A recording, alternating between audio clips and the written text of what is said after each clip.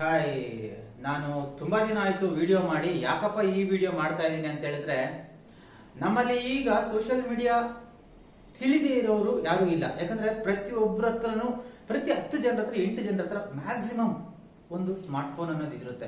ಎಲ್ಲರೂ ಕೂಡ YouTube, Facebook, WhatsApp, Twitter ಅದು ಇದೆಲ್ಲ ಯೂಸ್ ಮಾಡ್ತಾನೆ ಇರ್ತಾರೆ. ಇಲ್ಲೇ ನಡೆಯೋದು ಒಂದು ದೊಡ್ಡ ಸ್ಕ್ಯಾಮ್ ಅನ್ನೋದು, ತುಂಬಾ ದೊಡ್ಡ ಸ್ಕ್ಯಾಮ್ ಇದೆ. ಫೇಸ್ಬುಕ್ ಅಲ್ಲಿ, ಟೆಲಿಗ್ರಾಮ್ ಅಲ್ಲಿ, ಇನ್ಸ್ಟಾಗ್ರಾಮ್ ಅಲ್ಲಿ, ಹಾಗೆ ಕೆಲವೊಂದು ಹ್ಯಾಡ್ಸ್ ಅಲ್ಲಿ ಒಂದು ಸ್ಕ್ಯಾಮ್ ನಡೀತಾ ಇದೆ. ಒಂದಲ್ಲ, ತುಂಬಾ ಸ್ಕ್ಯಾಮ್ಸ್ ನಡೆಸ್ತದೆ. ಅದರಲ್ಲಿ ನನಗೊತ್ತಿರೋದು ಯಾವ ತರ ಸ್ಕ್ಯಾಮ್ ಮಾಡ್ತೀರಾ ಅಂತ ನಿಮ್ಗೆ ಹೇಳ್ತೀನಿ. ಅದು ನೀವು ಮೈಂಡ್ ಅಲ್ಲಿ ಇಟ್ಕೊಂಡು ತಿಳಿಸಿದ್ರೆ ಇನ್ನೊಂದು 4 ಜನ ಕೇಳಿ. ಯಾಕಂದ್ರೆ ಹಳ್ಳಕ್ ಬೀಳೋರು ಯಾರಾದ್ರೂ ಒಬ್ಬರಾದ್ರೂ ಸೇವ್ ಆಗ್ತಾರೆ ಅಂತ ಹೇಳ್ಬಿಟ್ಟು ಈ ವಿಡಿಯೋ ಮಾಡ್ತಾ ಇದ್ದೀನಿ. ಸೊ ಏನಪ್ಪಾ ಇದು ಮ್ಯಾಟ್ರು ಅಂತ ಹೇಳಿದ್ರೆ, ಒಂದು ಅಕ್ಟೋಬರ್, ನವೆಂಬರ್, ಡಿಸೆಂಬರ್, ನವೆಂಬರ್ ಅಲ್ಲಿ ನನಗೆ ಒಂದು ಫ್ರೆಂಡ್ ರಿಕ್ವೆಸ್ಟ್ ಬಂದಿತ್ತು. ಎಲ್ಲಿ? ಫೇಸ್ಬುಕ್ ಅಲ್ಲಿ ಒಂದು ಫ್ರೆಂಡ್ ರಿಕ್ವೆಸ್ಟ್ ಬಂದಿತ್ತು. ಅದ್ರ ಹೆಸರು ಬಂದ್ಬಿಟ್ಟು ಎಲಿಜಬೆತ್ ಫಾಲ್ ಅಂತ ಏನೋ ಇತ್ತು ಹೆಸರು. ನಾನು ನೋಡಿದ, ನಾವು ಯಾವಾಗ್ಲೂ ಚೆಕ್ ಮಾಡ್ತೀವಿ ಮ್ಯೂಚುವಲ್ ಫ್ರೆಂಡ್ಸ್ ಇದಾರೆ, ಯಾರಪ್ಪ ನಮ್ಗೆ ಫ್ರೆಂಡ್ ರಿಕ್ವೆಸ್ಟ್ ಕಳ್ಸಿದಾರೆ ಒಂದು ಹುಡುಗಿ ಅಂತ ಹೇಳ್ಬಿಟ್ಟು ಟ್ರೈ ಮಾಡ್ತೀವಿ. ಅಲ್ಲಿ ನೋಡಿದ್ರೆ ಮ್ಯೂಚುವಲ್ ಫ್ರೆಂಡ್ಸ್ ಇದ್ರು ಒಂದು 6 ಜನ. ಸೊ ಮ್ಯೂಚುವಲ್ ಫ್ರೆಂಡ್ಸ್ ಆಗ ಒನ್ ಆಫ್ ದಿ ಫ್ರೆಂಡ್ ಅಂತ ಹೇಳ್ಬಿಟ್ಟು ನಾವು ಆಕ್ಸೆಪ್ಟ್ ಮಾಡ್ಕೊಂಡ್ವಿ. ಆಕ್ಸೆಪ್ಟ್ ಮಾಡಿದ್ದ ಒಂದು 2 ಡೇಸ್ ಆದ್ಮೇಲೆ ನನಗೊಂದು ಮೆಸೇಜ್ ಬಂತು. ಆ ಮೆಸೇಜ್ ಅಲ್ಲಿ ಹೈ ಡಿಯರ್, ಗುಡ್ ಮಾರ್ನಿಂಗ್ ಅಂತ ಇತ್ತು. ತಪ್ಪೇನಿಲ್ವಲ್ಲ, ನಾವು ನಾರ್ಮಲ್ ಆಗಿ ರೆಸ್ಪಾಂಡ್ ಆಗ್ತೀವಿ ಮೆಸೇಜ್ ಬಂದ್ರೆ ಯಾರಿಗಾದ್ರು, ಅಥವಾ one of the best mutual friends ಅಲ್ವಾ ಏನೋ ಮಾತಾಡ್ತಾ ಇದಾರೆ ಹಾಗೆ ಅಂತ ಹೇಳ್ಬಿಟ್ಟು ನಾವು ಕೂಡ ಟ್ರೈ ಮಾಡಿದ್ವಿ. ಆಯ್ತು. ಇಲ್ಲೇನಪ್ಪ ಆಯ್ತು ಅಂತ ಹೇಳಿ ಒಂದು 2 ಡೇಸ್ ಆದ್ಮೇಲೆ ಮತ್ತೆ ಮೆಸೇಜ್ ಬಂತು. ಹಾಗೆ ಮಾತಾಡ್ತಾ ನಾವು ಹಾಕಿರೋ ಕೆಲವೊಂದು ಪೋಸ್ಟ್ಗಳಿಗಾಗಿರ್ಲಿ ಅಥವಾ ಒಂದೇನೋ ಒಂದು ಫೋಟೋ ಆಗಿರ್ಲಿ, ಆ ಲೈಕ್ಸ್ ಕಾಮೆಂಟ್ಸ್ ಹಾಗೆ ಬರ್ತಾ ಇದ್ವು. ಹಾಗೆ ಪರಿಚಯ ಆಗೋಯ್ತು. ಪರಿಚಯ ತುಂಬಾ ಇಂಪಾರ್ಟೆಂಟ್. ಯಾಕಂದ್ರೆ ಒಬ್ರನ್ನ ಮೋಸ ಮಾಡಬೇಕು ಅಂತ ಹೇಳಿದ್ರೆ, ಗೊತ್ತಿಲ್ದಿರೋರ್ನೇ ಮೋಸ ಮಾಡಕ್ ಆಗಲ್ವಲ್ಲ, ಗೊತ್ತಿರೋರ್ನೇ ಮೋಸ ಮಾಡ್ಬೇಕು ಅಂತ ಹೇಳಿದ್ರೆ. ಈಗ ಕಳ್ಳನ ಮಗನಿಗೂ ತುಂಬಾ ಡಿಫ್ರೆನ್ಸ್ ಇದೆ. ಕಳ್ಳ ಗೊತ್ತಿಲ್ದಿರೋರ ಹತ್ರ ಹೊಡೆದಾಗ್ತಾನೆ, ಕಳ್ಳನ ಮಕ್ಕಳು ಗೊತ್ತಿರೋರ ಹತ್ರನೇ ಹೊಡೆದಾಗ್ತಾರೆ ಅಂತ ಹೇಳ್ತಾರಲ್ಲ. ಅದಕ್ಕೆ ಕಳ್ಳನ ಮಕ್ಕಳು ತುಂಬಾ ಡಿಫ್ರೆನ್ಸ್ ಇರುತ್ತೆ. ಇದು ಅವಳು ಹೆಂಗೆ ಇದ್ ಮಾಡಿದ್ಲು ಅಂತ ಹೇಳಿದ್ರೆ, ಒಂದು ಮೆಸೇಜ್ ಕಳಿಸಿದ್ಲು. ನಾರ್ಮಲ್ ಆಗಿ ನಾವ್ ಈ ತರ ಸೋಷಿಯಲ್ ಸರ್ವಿಸ್ ಮಾಡ್ತಾ ಇದೀವಿ, ಸಮಥಿಂಗ್ ಮಾಡ್ತಾ ಇದೀವಿ, ಈ ತರ ಬಾಕ್ಸ್ಗಳೆಲ್ಲ ಇಷ್ಟತ್ರ ಎಲ್ಲ ಇಟ್ಕೊಂಡ್ಬಿಟ್ಟು ಎಲ್ಲ ತೋರಿಸಿ ನಮ್ಗೆ ಈ ತರ ಸೋಷಿಯಲ್ ಸರ್ವಿಸ್ ಮಾಡ್ತೀವಿ. ನಾವೇನ್ ಹೇಳ್ತೀವಿ, ಅಪ್ರಿಶಿಯೇಟ್ ಮಾಡ್ತೀವಿ. ಓಕೆ ಅಮ್ಮ, ಒಳ್ಳೆ ಕೆಲಸ ಮಾಡ್ತೀವಿ, ಗಾಡ್ ಬ್ಲೆಸ್ ಯು ಅಂತ ಹೇಳ್ತೀವಿ. ಆಮೇಲೆ ಅವ್ರು ನಮ್ಗೆ ಮೆಸೇಜ್ ಮಾಡೋದಾಗ್ಲಿ, ಫೋನ್ ಮಾಡೋದಾಗ್ಲಿ ಮಾಡ್ಬಿಟ್ಟು, ನಾವು ನಿಮ್ಗೋಸ್ಕರ ಪ್ರೇಯರ್ ಮಾಡ್ತಾ ಇದೀವಿ, ನಾವು ಸಿಸ್ಟರ್ USA ಅಲ್ಲಿ ನಾವೊಂದು ಚರ್ಚ್ ಅಲ್ಲಿ ಸಿಸ್ಟರ್ ಆಗಿದ್ದೀವಿ, ಸೊ ನಾವು ಯಾವಾಗ್ಲೂ ಈ ತರ ಒಳ್ಳೆ ಕೆಲಸಗಳನ್ನ ಮಾಡ್ತಾ ಇರ್ತೀವಿ, ನಾವು ಪ್ರತಿದಿನ ನಿಮ್ಗೋಸ್ಕರ, ನಿಮ್ ಫ್ಯಾಮಿಲಿಗೋಸ್ಕರ ಪ್ರೇಯರ್ ಮಾಡ್ತಾ ಇರ್ತೀವಿ, ಈ ತರ ಇಟ್ಕೊಂಡು ಫೋಟೋಗಳೆಲ್ಲ ಹಾಕ್ತಾರೆ. ಅದನ್ನ ನೋಡಿ ಹೋಗೋ ನಮ್ಗೋಸ್ಕರ ಇಷ್ಟೆಲ್ಲ ಕನ್ಸರ್ನ್ ತಗೊಂತಾ ಇದಾರೆ ಅಂತ ನಾವ್ ಅನ್ಕೊಂತೀವಿ. ಆಮೇಲೆ ಬರ್ತಾ ಸ್ವಲ್ಪ ಕ್ಲೋಸ್ ಆಗ್ಬಿಡ್ತಾರೆ. ಓಕೆ, ಆ ಕ್ಲೋಸ್ ಆದ್ಮೇಲೆ ಏನೋ ಒಂದು ಫೆಸ್ಟಿವಲ್, ಆ ಬರ್ತ್ಡೇ ಅನ್ಕೊಳ್ಳಿ. ಇನ್ನ ನೆಕ್ಸ್ಟ್ ವೀಕ್ ನನ್ ಬರ್ತ್ಡೇ ಇದೆ, ನಿನ್ ಮರಿದಾಗ ನಾನು ವಿಶ್ ಮಾಡ್ಬೇಕು, ನಾನು ನಿಮ್ಗೊಂದು ಕೆಲವೊಂದು ಗಿಫ್ಟ್ ಅನ್ಕೊಡ್ತೀವಿ ಅಂತ ಹೇಳ್ತಾರೆ. ಓಕೆನಾ? ಆ ಗಿಫ್ಟ್ ಅಂದ್ರೆ ಯಾರಾದ್ರೂ ಏನ್ ಕೊಡ್ತಾರೆ, ಗಿಫ್ಟ್ ಏನೋ ಸಮಥಿಂಗ್ ಸ್ವಲ್ಪ ಏನೋ ನಮ್ ಕೆಪಾಸಿಟಿ ತಕ್ಕಂತೆ ಕೊಡ್ತೀವಿ. ಆಯ್ತಾ? ನೀನು ₹1 ಕೂಡ ಪೇ ಮಾಡೋ ಅವಶ್ಯಕತೆ ಇಲ್ಲ, ಎಲ್ಲ ನಾನೇ ಪೇ ಮಾಡಿ ನಿಂಗೆ ಕೊರಿಯರ್ ಮಾಡ್ತೀನಿ, ಅಡ್ರೆಸ್ ಕಳಿಸು ಅಂತ ಹೇಳ್ತಾರೆ. ಅಡ್ರೆಸ್ ಕಳಿಸಿದಾದ್ಮೇಲೆ, ಅಡ್ರೆಸ್ ಕಳಿಸಿದರೆ ಅದು ಒಂದು ಫೇಕ್ ವೆಬ್ಸೈಟ್ ಅನ್ನ ಕ್ರಿಯೇಟ್ ಮಾಡ್ತಾರೆ. ಆ ಫೇಕ್ ವೆಬ್ಸೈಟ್ ಏನಂದ್ರೆ, ಉದಾಹರಣೆಗೆ ನಿಮ್ಗೆ ಅರ್ಥ ಆಗೋದ್ರ ಹೇಳ್ತೀನಿ, ಕೇಳಿಸ್ಕೊಳ್ಳಿ. ಕಿನ್ಲಿ ವಾಟರ್ ಬಾಟ್ಲ್ ಇದೆ, ಕೇನ್ಲಿ ವಾಟರ್ ಬಾಟ್ಲ್ ಇದೆ. ನಾವು ಕೆನ್ಲಿ ವಾಟರ್ ಬಾಟ್ಲ್ ಕೇಳಿದ್ರೆ ಅವ್ನು ಕೇನ್ಲಿ ವಾಟರ್ ಬಾಟ್ಲ್ ಕೊಡ್ತಾನೆ. ಕ್ಯೂಕಿ ಅದು ಅಷ್ಟೇ. ಯಾಕಂದ್ರೆ ಒಂದೇ ಒಂದು ಅಕ್ಷರ ಇರುತ್ತೆ, ನಾವು ಅದನ್ನ ಅಷ್ಟೊಂದು ಗಮನಿಸಕ್ ಹೋಗೋದಿಲ್ಲ. ಬಾಟಲ್ ಸೇಮ್ ಇರುತ್ತೆ ಎಲ್ಲ. ಉದಾಹರಣೆಗೆ ಆಪಲ್ ಐಫೋನ್ಗೂ ತುಂಬಾ ಡಿಫರೆನ್ಸ್ ಇರುತ್ತೆ. ಚೈನಾದ ತಯಾರು ಮಾಡ್ತಾನಲ್ಲ, ಹಂಗೆ ನಮ್ಮಲ್ಲೂ ಕೂಡ ಇದು ಮಾಡ್ತಾರೆ. ಸೊ ಒಂದು ಫೇಕ್ ವೆಬ್ಸೈಟ್ ಅನ್ನ ಕ್ರಿಯೇಟ್ ಮಾಡ್ಬಿಟ್ಟು, ಒಂದು ಫೇಕ್ ಟ್ರ್ಯಾಕಿಂಗ್ ಐಡಿ ಅಂತ ಕೊಟ್ಬಿಟ್ಟು, ನಿಮ್ಮ ಬಾಕ್ಸ್ ಒಂದು ಫೋಟೋ ತೆಗೆದ್ಬಿಟ್ಟು, ಯಾವ್ದೋ ಒಂದು ಬಾಕ್ಸ್ ತೆಗೆದ್ಬಿಟ್ಟು ಅದ್ರ ಮೇಲೆ ನಿಮ್ಮ ಅಡ್ರೆಸ್ ನ ಅಂಟಿಸ್ಬಿಟ್ಟು ನಿಮ್ಗೆ ಕೊರಿಯರ್ ಮಾಡಿದೀವಿ ಅಂತ ಹೇಳ್ತೀವಿ. ನಾವು ಟ್ರ್ಯಾಕಿಂಗ್ ಐಡಿ ಎಲ್ಲ ಕೊಡ್ತಾರೆ, ನಾವು ಟ್ರ್ಯಾಕ್ ಮಾಡ್ತೀವಿ ಎಲ್ಲಿದೆ ನಮ್ಮ ಪಾರ್ಸಲ್ ಅಂತ ಹೇಳ್ಬಿಟ್ಟು. ಅದೇನಾಗುತ್ತೆ, ಲಾಸ್ ಏಂಜಲಸ್ ಏರ್ಪೋರ್ಟ್ ಅಲ್ಲಿ ಜಸ್ಟ್ ತಾನೇ ಅರಿವೇಡ್ ಈಗ ತಾನೇ ಬಂದಿದೆ. ಇಲ್ಲಿಂದ ನಾವು ಶಿಫ್ಟಿಂಗ್ ಟು ದುಬೈ ಅಂತ ಹೇಳ್ತಾರೆ. ದುಬೈನ ಮತ್ತೆ ಏರ್ಪೋರ್ಟ್ ಬರುತ್ತೆ, ನೀವೆಲ್ಲ ಅಡ್ರೆಸ್ ಕೊಟ್ಟಿದ್ರ ನಿಮ್ಮ ಹತ್ರದಲ್ಲಿ ಏರ್ಪೋರ್ಟ್ ಬರುತ್ತೆ ಅಂತ ಹೇಳ್ತಾರೆ. ಓಕೆ, ಸೊ ಈ ಪಾರ್ಸಲ್ ಇಲ್ಲಿ ಬಂದ್ಮೇಲೆ ಇನ್ನೊಂದಾಗುತ್ತೆ.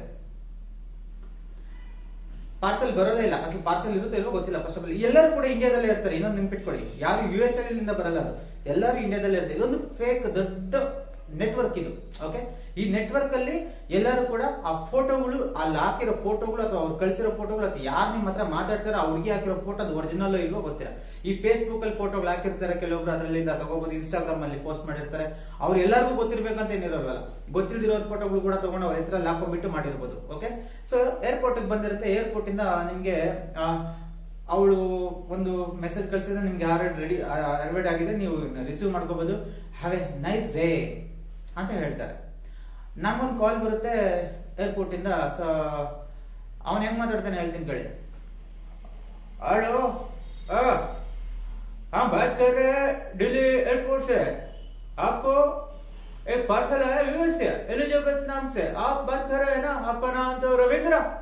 हाँ, आपको इधर मिल गया पार्सल, आपको इधर आनी पड़ेगी, नहीं तो आपको ये बताना पड़ेगा, क्योंकि वो बहुत बड़ा बड़ा आइटम है ना, उसमें एक 2 वाला बड़ा बड़ा वॉच है, उसका बाद एक आईफोन है और गोल्ड चेन है और $30,000 है उसका अंदर। आप पे करना पड़ेगा इनकम टैक्स। हम बात कर रहे कस्टम ऑफिसर से ಅಂತ ಒಂದು ಫೋನ್ ಬರುತ್ತೆ ನಿಮ್ಗೆ. ನಾವೇನಂಬೋದು, ಓಹೋ ನಿಜನೇನೋ, $30,000 ಬೇರೆ ಇರುತ್ತೆ, ಮತ್ತೆ ಲಕ್ಷಾಂತರ ರೂಪಾಯಿ ಬೆಲೆ ಬಾಳುವಂತ ವಸ್ತುಗಳು ಅದರಲ್ಲಿ ಇರ್ತವೆ, ಮತ್ತೆ ನಾವು ಟ್ಯಾಕ್ಸ್ ಪೇ ಮಾಡ್ಬೇಕಲ್ಲ ಅಂದ್ರೆ. ಯಾಕೆ ಗೊತ್ತಾ, ಉದಾಹರಣೆಗೆ ನೀವು ಬೆಂಗಳೂರಲ್ಲಿದ್ರೆ ನಿಮ್ಗೆ ಡೆಲ್ಲಿ ಏರ್ಪೋರ್ಟ್ ಬರುತ್ತೆ. ಯಾಕಂದ್ರೆ ನೀವು ಬೆಂಗಳೂರಿಂದ ಡೆಲ್ಲಿಗೆ ಹೋಗಕ್ ಆಗಲ್ಲ, ಗೂಗಲ್ ಪೇನ ಫೋನ್ ಪೇನ ಮಾಡ್ತೀವಿ. ಯಾವ ಕಸ್ಟಮ್ ಆಫೀಸರ್ಸ್ ಕೂಡ Google pay phone pay accept ಮಾಡೋದಿಲ್ಲ. ಇದನ್ನ ನೆನ್ಪಿಟ್ಕೊಳ್ಳಿ ಯಾವಾಗ್ಲೂ ಕೂಡ.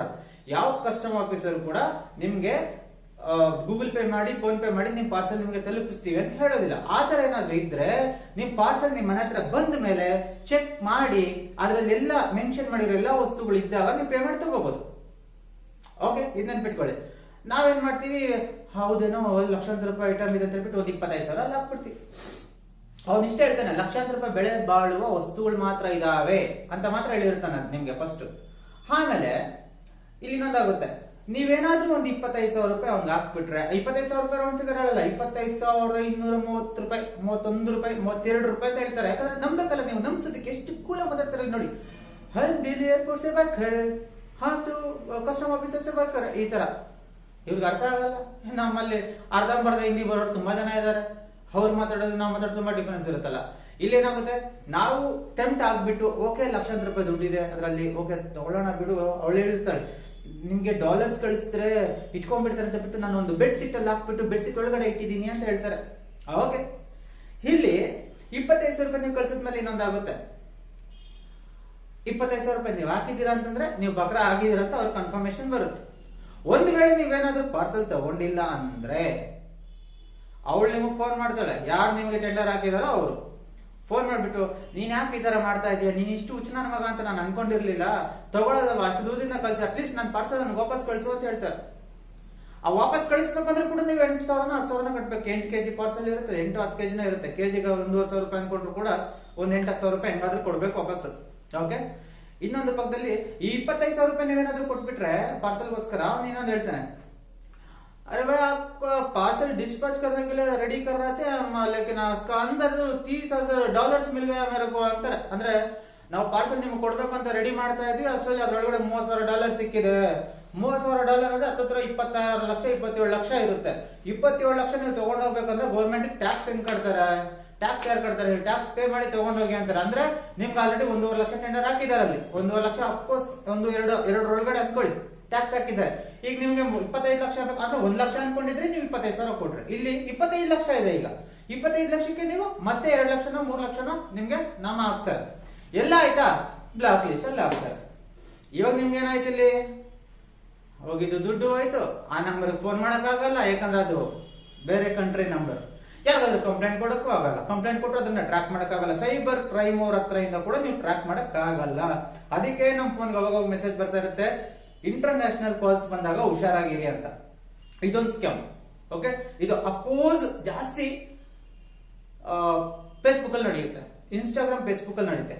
ಇನ್ನೊಂದು ಸ್ಕ್ಯಾಮ್ ಏನು ಗೊತ್ತಾ, ನಟರಾಜ ಪೆನ್ಸಿಲ್. ಏನಪ್ಪ ನಟರಾಜ ಪೆನ್ಸಿಲ್ ಸ್ಕ್ಯಾಮ್ ಅಂತ ಅನ್ಕೊಂತ ಇದ್ದೀರಾ ನೀವು? ಒಂದು ನಮಗ್ ಗೊತ್ತಿರೋಂತವ್ರೆ ಒಂದು ಪೋಸ್ಟ್ ಹಾಕ್ತಾರೆ, ನಟರಾಜ ಪೆನ್ಸಿಲ್ ನ ಪ್ಯಾಕ್ ಮಾಡಿ ಮನೆಯಲ್ಲೇ ಕೂತ್ಕೊಂಡು 30,000 ಸಂಪಾದನೆ ಮಾಡಿ ಅಂತ. ಇದ್ರಲ್ಲಿ ಏನಪ್ಪ ಸ್ಕ್ಯಾಮ್ ಇದೆ ಅಂತ ನಾವು ಅನ್ಕೊಂತ ಇರ್ಬೋದು. ಈ ಉದಾಹರಣೆಗೆ ನಾನಿದ್ದೀನಿ, ನಟರಾಜ ಪೆನ್ಸಿಲ್ ನನ್ನ ಮನೇಲಿ ಕೆಲಸ ಏನೂ ಇಲ್ಲ, ನಟರಾಜ ಪೆನ್ಸಿಲ್ ಪ್ಯಾಕ್ ಮಾಡಿದ್ರೆ 30,000 ದಿನಕ್ಕೆ ಬರುತ್ತೆ ಅಂತ ಹೇಳ್ಬಿಟ್ಟು, ಸಾರಿ ತಿಂಗಳಿಗೆ 30,000 ಬರುತ್ತೆ ಅಂತ ಹೇಳ್ಬಿಟ್ಟು ನಾನು ಅದನ್ನ ಇದ್ ಮಾಡ್ಕೋತೀನಿ. ನಮ್ ಡೀಟೇಲ್ಸ್ ಎಲ್ಲ ತಗೋತಾರೆ. ನೀವು ನಟರಾಜ ಪೆನ್ಸಿಲ್ ಏನಾದ್ರು ಪ್ಯಾಕ್ ಮಾಡ್ಬೇಕಂದ್ರೆ ಮತ್ತೆ ನಿಮ್ಗೆ ಮೆಟೀರಿಯಲ್ ಎಲ್ಲ ಕಳಿಸ್ಬೇಕಲ್ಲ, ಪ್ಯಾಕ್ ಮಾಡೋದಕ್ಕೆ ಬಾಕ್ಸ್ 10 ಪೆನ್ಸಿಲ್ ಎಲ್ಲ ಕಳಿಸ್ಬೇಕಂದ್ರೆ ನೀವು ಸೇಫ್ಟಿ ಡಿಪಾಸಿಟ್ ಒಂದು 10,000 ಕಟ್ಟಬೇಕು ಅಂತ ಹೇಳ್ತಾರೆ. ಅರ್ಥ ಆಯ್ತಾ? ಸೊ 30,000 ಬರುತ್ತೆ, ಒಂದ್ಸಲ ಕಟ್ಟಿದ್ರೆ ಮೆಟೀರಿಯಲ್ ಬರುತ್ತಲ್ಲ ಅಂತ ನೀವು 1,000 ರೂಪಾಯಿ ಕಟ್ಬಿಡ್ತೀರಾ. ಇಲ್ಲಿ ನನ್ನ ಟ್ವಿಸ್ಟ್ ಇದೆ. ಹಾಗೆ ನೀವು ಇದನ್ನ 10 ಜನರಿಗೆ ಶೇರ್ ಮಾಡಿದಾಗ, 10 ಗ್ರೂಪ್ಗಳಿಗಾಗ್ಲಿ, ವಾಟ್ಸ್ಆಪ್ ಗ್ರೂಪ್ಗಳಾಗ್ಲಿ, ಫೇಸ್ಬುಕ್ ಅಲ್ಲಿ ಹಾಕಿದ್ರೆ ನಿಮಗೆ ಇನ್ನು ಡಿಸ್ಕೌಂಟ್ ಬರುತ್ತೆ. 10,000 ರೂಪಾಯಿ ಬರೋ ಐಟಮ್ 20,000 ರೂಪಾಯಿ ಮೆಟೀರಿಯಲ್ ನಿಮ್ಗೆ ಕಳಿಸ್ಕೊಡ್ತೀವಿ ಅಂತ ಹೇಳ್ತಾರೆ. ನೀವೇನ್ ಮಾಡ್ತೀರಾ? ನೀವ್ ಹಳ್ಳಕ್ ಬಿದ್ದಿದ್ದಲ್ದೆ ಫೇಸ್ಬುಕ್ ಅಲ್ಲಿ ಹಾಕ್ಬಿಟ್ಟು ಇನ್ನೊಂದು 10 ಜನರನ್ನ ಹಳ್ಳಕ್ ತಳ್ತೀರಾ. 10 ಜನರು ಚೈನ್ ಸಿಸ್ಟಮ್. ಅದನ್ನು ಲಿಂಕ್ ಮಾಡಿ ಪ್ರತಿಯೊಬ್ಬನು ಕೂಡ ಐ ಆಮ್ ಇಂಟ್ರೆಸ್ಟೆಡ್ ಅಂತ ಹೇಳ್ಬಿಟ್ಟು ಹೋಗ್ತಾರೆ. ಎಲ್ಲರೂ ಕೂಡ ಅದರಲ್ಲಿ ಅಟ್ಲೀಸ್ಟ್ 100 ಜನಕ್ಕೆ ಶೇರ್ ಆದ್ರೆ 10 ಜನ ಆದ್ರೂ ಮೋಸ ಹೋಗ್ತಾರೆ. ಆದ್ರೆ ಮೆಟೀರಿಯಲ್ ಬರೋದಿಲ್ಲ, ಸ್ಟಾಕ್ ಇಲ್ಲ, ಅಥವಾ ಇನ್ನೇನಾದ್ರೂ ಹೇಳ್ತಾರೆ. ನೀವು ಶೇರ್ ಮಾಡಿದ್ಮೇಲೆ, ನೀವು ಶೇರ್ ಮಾಡ್ಬಿಟ್ಟು ಫೇಸ್ಬುಕ್ ಅಲ್ಲಿ ಅವ್ರನ್ನ ಬಿಟ್ಬಿಡ್ತೀರಾ, ಪೋಸ್ಟ್ ನ ಮರ್ತ ಹೋಗ್ಬಿಡ್ತೀರಾ. ನೀವು ಎಲ್ಲೋ ಗ್ರೂಪ್ ಅಲ್ಲಿ ಎಲ್ಲೋ ಹಾಕ್ಬಿಟ್ರೆ ಎಲ್ಲೋ ವೈರಲ್ ಆಗಿ ಹೋಗ್ಬಿಟ್ಟಿರ್ತದು.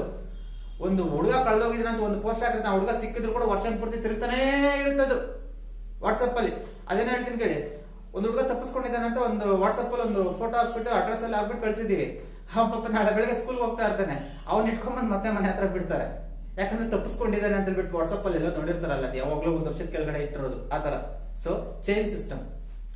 ನಿಮ್ಗೆ ಪರ್ಫೆಕ್ಟ್ ಆಗಿ ನಿಮ್ಗೆ ಇನ್ಕಮ್ ಬಂದಿದ್ಯಾ, ನೀವು ಕೆಲಸ ಮಾಡಿದೀರಾ, ನಿಮಗ್ ಬಂದ ಮೇಲೆ ಇನ್ನೊಬ್ಬರಿಗೆ ಹೇಳ್ಬೇಕು.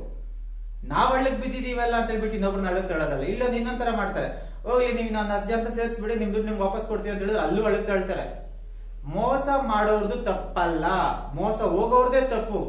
ಯಾಕಂದ್ರೆ ಮೋಸ ಹೋಗೋರು ಇದ್ದಷ್ಟು ದಿನ ಮೋಸ ಮಾಡೋರು ಇದ್ದೇ ಇರ್ತಾರೆ ಯಾವತ್ತೂ ಕೂಡ. ಇನ್ನೊಂದು ಸ್ಕ್ಯಾಮ್ ಇದೆ, ಲೋನ್ ಆಪ್ಸ್. ನಿಮ್ಗೆ ಸಿವಿಲ್ ಸ್ಕೋರ್ ಕಮ್ಮಿ ಇದೆ, ಸಿವಿಲ್ ಸ್ಕೋರ್ बढ़ाने के लिए आप कुछ पैसा देना पड़ेगा, ಆ ತರ ಒಂದು ಸ್ಕ್ಯಾಮ್ ಮಾಡ್ತಾರೆ. ಆಮೇಲೆ ಈ ಲಿಂಕ್ಗಳು ಬರ್ತಾವ ನೋಡಿ, ವೆಬ್ಸೈಟ್ಸ್ ಅವು ಇವು ಅಂತ ಹೇಳ್ಬಿಟ್ಟು. ಈ AI ಟೆಕ್ನಾಲಜಿ ಬಂದ್ಮೇಲೆ ಎಲ್ಲ ಫೇಸ್ಗಳೇ ಮಾರ್ಕ್ ಮಾಡ್ತಾ ಇದಾರೆ. ಇನ್ನು ಅಕೌಂಟ್ಗಳು ಇದು ಮಾಡಕ್ ಆಗಲ್ವಾ? ಸೊ ಪ್ರತಿಯೊಂದಕ್ಕೂ ಒಂದು ಲಿಂಕ್ ಕೊಡ್ತಾರೆ, ಏನೋ ಲಿಂಕ್ ಅಲ್ಲಿ. ಆಮೇಲೆ ಈ Dream 11, ಈ MyPay11, ರೀಮ್ 3 ಪತ್ತಿ, ಆ ಪತ್ತಿ, ಈ ಪತ್ತಿ, ಅದೇನೋ ಬಿಲ್ ಪತ್ರಿಕೆಗಳೆಲ್ಲ ಹಾಕೊಂಡ್ಬಿಟ್ಟು ಸೇರ್ಸ್ಕೊಂಡ್ಬಿಟ್ಟು ಇಲ್ಲಿ ಏನಾದ್ರೂ ನಿನ್ನೆ ಒಂದು ಸಣ್ಣ ವಿಡಿಯೋ ನೋಡಿದೆ ನಾನು. 2 ವೀಲರ್ ನನ್ನ ಯೂಟ್ಯೂಬ್ ಚಾನಲ್ ಇರುತ್ತೆ ನೋಡಿ, ಅದು 2 ವೀಲರ್ ಇಟ್ಕೊಂಡಿದ್ದಂತೆ. ಯಾರೋ ದೀಪಾವಳಿ ಹಬ್ಬಕ್ಕೆ ಫ್ರೆಂಡ್ ಹೇಳದ್ನಂತೆ, ಇಸ್ಪಿಟ್ ಆಡಿದ್ರೆ ತುಂಬಾ ದುಡ್ಡು ಬರುತ್ತೆ ಅಂತ. 2 ವೀಲರ್ ಮಾರಾಕ್ಬಿಟ್ಟು ಅವನು ಬಂದು ವಿಡಿಯೋ ಮಾಡಿದ್ದಾನೆ. 2 ವೀಲರ್ ಮಾರಾಕ್ಬಿಟ್ಟು 4 ವೀಲರ್ ತಗೊಂಡೆ ಅಂತ. 2 ವೀಲರ್ ಸೂಪರ್ ಆಗಿತ್ತು, ಮಾರಾಕ್ಬಿಟ್ಟು 4 ವೀಲರ್ ಯಾವ್ದು ಗೊತ್ತಾ, ತಳ್ಳ ಗಾಡಿಯಲ್ಲಿ ತರಕಾರಿ ಮಾಡ್ತಾ ಇದ್ದ ಪಾಪ. ಅರ್ಥ ಮಾಡ್ಕೊಳ್ಳಿ, ಒಂದು ಸಂಪಾದನೆ ಮಾಡ್ಕೋಬೇಕಂದ್ರೆ ಕಷ್ಟಪಟ್ಟು ದುಡ್ಕೋಬೇಕು. ಆದಾಯ ಅನ್ನೋದು ನಾವೆಷ್ಟು ಕಷ್ಟಪಟ್ರೆ, ಎಷ್ಟು ಯೋಚನೆ ಮಾಡಿದ್ರೆ, ಎಷ್ಟು ಬುದ್ಧಿವಂತಿಕೆಯಿಂದ ನಾವು ಇದ್ ಮಾಡ್ಕೊಂತೀವಿ ಅದರಲ್ಲೇ ಬರುತ್ತೆ. ಇವ್ರೇನ್ ಮಾಡ್ತಾರೆ ಗೊತ್ತಾ, ಅಡ್ಡದಾರಿಯಲ್ಲಿ ಹೋಗ್ಬಿಟ್ಟು ಲಕ್ಷ ಸಂಪಾದನೆ ಮಾಡ್ಬೇಕು ಅಂತ ಹೇಳ್ಬಿಟ್ಟು ಹೋಗ್ತಾರೆ, ಅಲ್ಲಿ ಮುಳುಗೋಗ್ತಾರೆ. ಪ್ರತಿ ಒಂದ್ರಲ್ಲೂ ಕೂಡ ಸ್ಕ್ಯಾಮ್ ಅನ್ನೋದು ನಡೆಯುತ್ತೆ.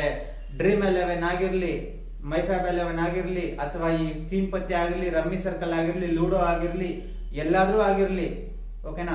ಈ ಯೂಟ್ಯೂಬ್ ಅಲ್ಲಿ ಮಾಡೋ ಕೆಲವೊಂದು ಒಂದು ಅಡ್ವರ್ಟೈಸ್ಮೆಂಟ್.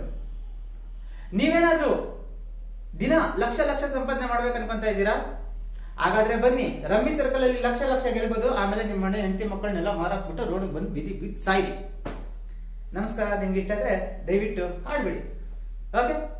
ಇನ್ನೊಂದು, ನೀವೇನಾದ್ರೂ ಫಸ್ಟ್ ಪ್ರೈಸ್ आपकी मालूम है आपको 1 करोड़ रुपए का फर्स्ट प्राइज है, दिना लगाओ 800 रुपए, 800 रुपए 1 साल लगाओ, हो जाता तुम्हारा काम.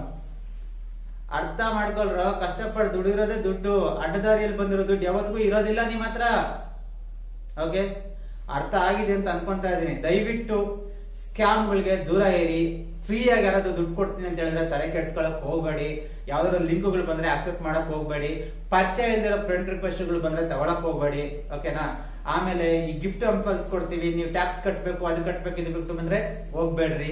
ಯಾರಾದ್ರೂ ಫೋನ್ ಮಾಡ್ಬಿಟ್ಟು ನಿಮ್ಗೆ ಬ್ಯಾಂಕ್ ಇಂದ ನಿಮ್ ಕಾರ್ಡ್ ಲಾಕ್ ಆಗಿದೆ, ನಿಮ್ ಕಾರ್ಡ್ ನಂಬರ್ ಹೇಳಿ, OTP ಹೇಳಿ, CEV ಹೇಳಿ ಅಂತ ಹೇಳಿದ್ರೆ ಹೇಳಕ್ ಹೋಗ್ಬೇಡಿ. ಹುಷಾರಾಗಿರಿ, ಜಾಗರೂಕರಾಗಿರಿ. ಯಾಕಂದ್ರೆ ಅದು ತುಂಬಾ ಇಂಪಾರ್ಟೆಂಟ್ ನಿಮ್ಗಲ್ಲ, ನಿಮ್ಗೇನಾದ್ರೂ ಆದ್ರೆ ನಿಮ್ ಫ್ಯಾಮಿಲಿಗೆ ತೊಂದರೆ ಆಗುತ್ತೆ. ಫ್ಯಾಮಿಲಿ ಚೆನ್ನಾಗಿರ್ಬೇಕಂದ್ರೆ ನೀವು ಚೆನ್ನಾಗಿರ್ಬೇಕು, ನೀವು ಚೆನ್ನಾಗಿದ್ರೆ ಫ್ಯಾಮಿಲಿ ಚೆನ್ನಾಗಿರುತ್ತೆ.